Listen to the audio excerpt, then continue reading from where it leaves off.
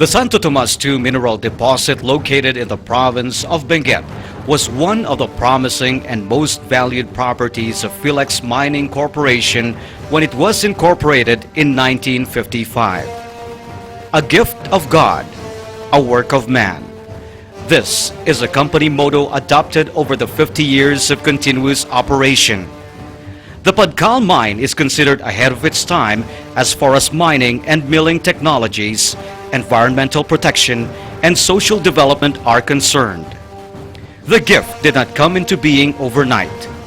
It took vision, courage, hard work, determination, and a great deal of help from the Almighty for the men and women of Philex to transform this gift into what it is now. In spite of the difficulties that the mining industry faced during the 50s, development of the mine by open pit ensued. Actual production commenced in August of 1958 with a small tonnage of 800 tons per day, and the first shipment of 860 dry metric tons of copper concentrate was realized with Nippon Mining Company. 1959 marked the first full year of actual operation and the start of underground mining combined with open pit mining. The first concentrator plant was located at Padcal, in the area of an abandoned sawmill only half-kilometer east from the ore body, with a rated capacity of 2,000 tons per day. In 1960, the ore extraction shifted to underground block caving using the slusher system at 1440 ml. In the mid-60s, the Benguet concentrator, 2 to 3 kilometers east-northeast from the ore body, was commissioned with a capacity of 12,000 tons per day. The Poro Point conveyor loading pier was completed in March 1966 to serve as shipping point for the concentrates produced. The 70s marked the golden years of Philex in terms of production, profitability, safety performance, and social development. The mill's grinding capacity reached 24,000 tons per day in 1974 and 1975. The Project Gold was launched and the first gold bullion was smelted in 1975. Philex produced a total of 5,397 kilograms or 173,517 ounces, making it the country's largest gold producer that time. In 1978 and 1979, Philex netted a milestone income of 120 million and 152 million respectively. Series of expansion were undertaken to increase mill throughput to its present rated capacity of 28,000 tons per day. The driving of cable belt tunnel for the ore transport system started in 1985 and was completed in October 13, 1987. The cable belt conveyor, or CBC ore system, was finally commissioned in April 1989. The 10-15 meter level locomotive system of ore delivery was fully phased out in 1997, and the CBC became the sole ore transport to the Benguet concentrator. The GCH shaft became operational in the early 80s to replace the Thompson shaft as access to underground. GCH stands for George C. Henry, the incumbent general superintendent that time. The development of the first blocks of 908 meter level and its subsequent operation and driving of Bumulo ramp were major events for the mine operation in the early 90s. In 1994, it then embarked on modernization and mechanization in its development and ore extraction process with a shift from slusher to load haul dump or LHD mining. In 1997, Philex became the largest copper and gold producer in the Philippines. Gold production reached 9.1 million grams, including that of Bulawan. 5.9 million grams were produced by Padcal. It was the highest in the mine's 39 years of operations. By 1999, Philex became a full LHD block cave operation. The installation of 2 underground crushing systems to address the bouldery ore is one major milestone in the underground operation in 2001. In 2003 and 2004, Philex incurred a loss of 481 million pesos and 15.8 million pesos respectively on account of unfavorable metal prices and low grade of ore being mined from 908 meter level. In spite of difficulties, the development of 782 meter level, the lowest and last mining level, was vigorously pursued. As the first mining block in 782 meter level was commissioned into production in 2005, Philex earned a net income of 409 million pesos and the revenue was up to 3 billion pesos in 2006. The unprecedented favorable metal prices, coupled by improved productivity and high morale among the working force, contributed to the turnaround financial viability of the mine, which extends to 2007 up to this year. 2007 was indeed significant, since the company, through its Padcal operation alone, earned a record high of 5 billion pesos. As Dr. Walter Brown, the current chairman and CEO, said in the 2007 annual report, the continued rise in both gold and copper prices, hand in hand with significant increase in the quantity of metal produced, 33% for gold and 18% for copper, led to another landmark year. Revenues of 12.2 billion pesos and net income of 5 billion pesos surpassed the 2006 figures by 23% and 33% respectively. Earnings per share increased from 1.04 peso to 1.69 peso. The company paid cash dividends of 45 centavos per share. This 2008, Philex has already completed payment of all bank debt. How did Philex fare during the last 50 years of operations? The Padcal mine speaks for itself, its 50 years of history.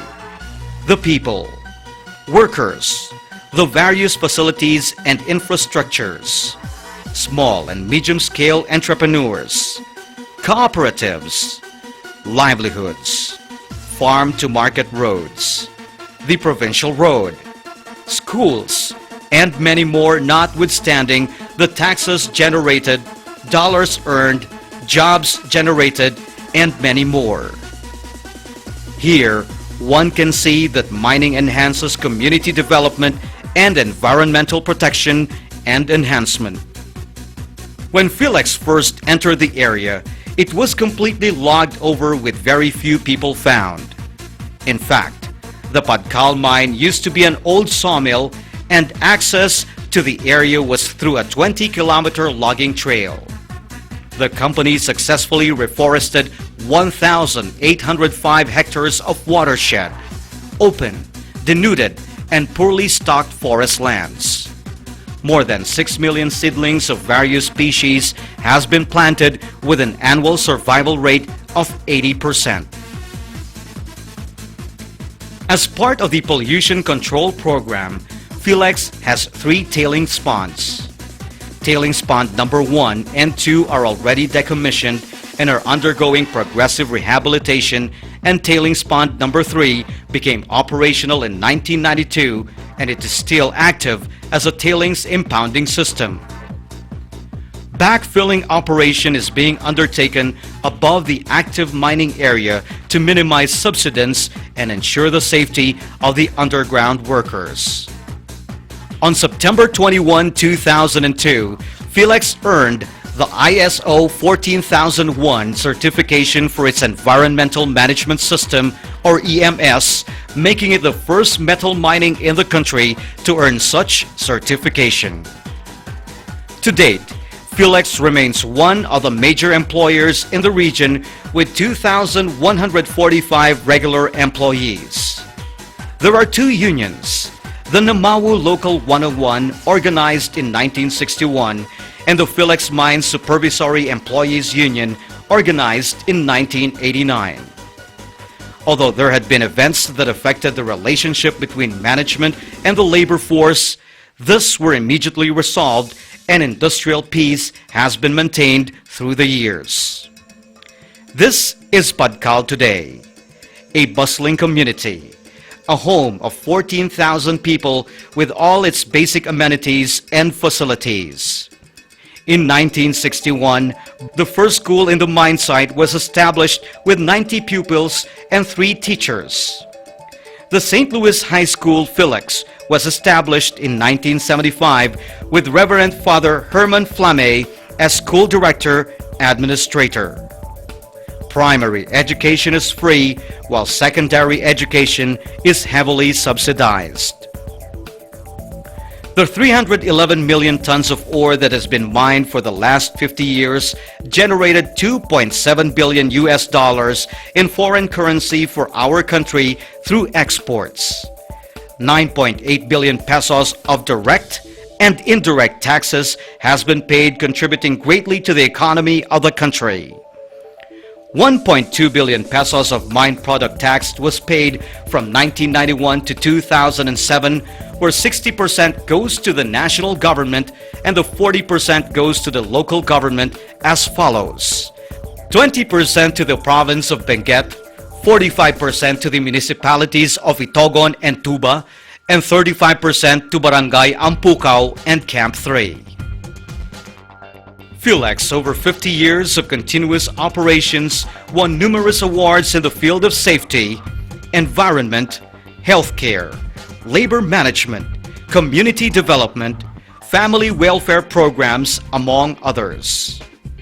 Philex miners are very much acclaimed for their participation in rescue and retrieval operations, most significant of which is the Presidential Award for Heroism during the July 1990 earthquake, Ginsagun Leyte in February 2006, and landslide tragedy in Real, Quezon in December 2004, among others.